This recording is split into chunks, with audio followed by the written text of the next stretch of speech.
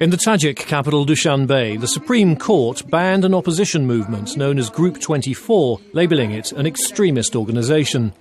Group 24 has come under government pressure in recent days after it used social media to call for an anti-government protest in Dushanbe, scheduled for October the 10th.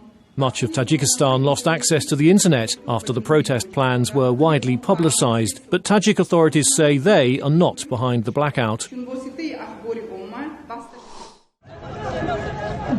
In the city of Erbil, in Iraq's Kurdish region, protesters called for international help to save the largely Kurdish Syrian city of Kobani from Islamic State militants. The demonstrators on October the 8th carried portraits of Abdullah Öcalan, the Kurdistan Workers' Party or PKK leader who's in prison in Turkey. Kobani is on the border with Turkey, and the Turkish government has been criticised for failing to intervene.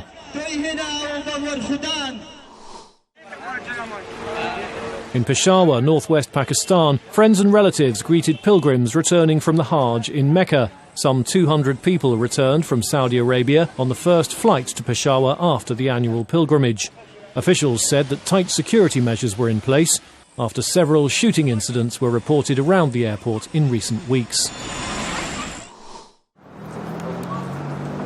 In Moscow, activists held a rotating one-person protest in front of the Azerbaijani embassy in support of jailed human rights defender Leyla Yunus.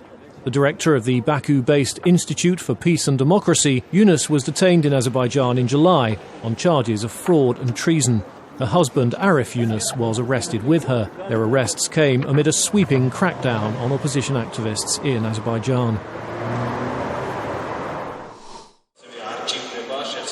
In the Georgian capital Tbilisi, government officials and non-governmental groups launched a project documenting the victims of Stalin's repressions of the 1930s. The new online database, titled Stalin's List from Georgia, contains newly available details of about 3,600 victims of what's known as the Great Terror of 1937-38. The project aims to raise public awareness about the political repressions of the Soviet era and Stalin's rule in particular. In the Bosnian capital, Sarajevo, artists from 8 countries are taking part in a project depicting life in the city 100 years ago. The 23 participants are creating their works in the old Ottoman quarter of Başçarşia, near the site of the 1914 assassination of the heir to the Austro-Hungarian throne. Sarajevo is marking the centenary of the start of the First World War, with a series of cultural events throughout the year. And that's the video roundup from Radio Free Europe, Radio Liberty.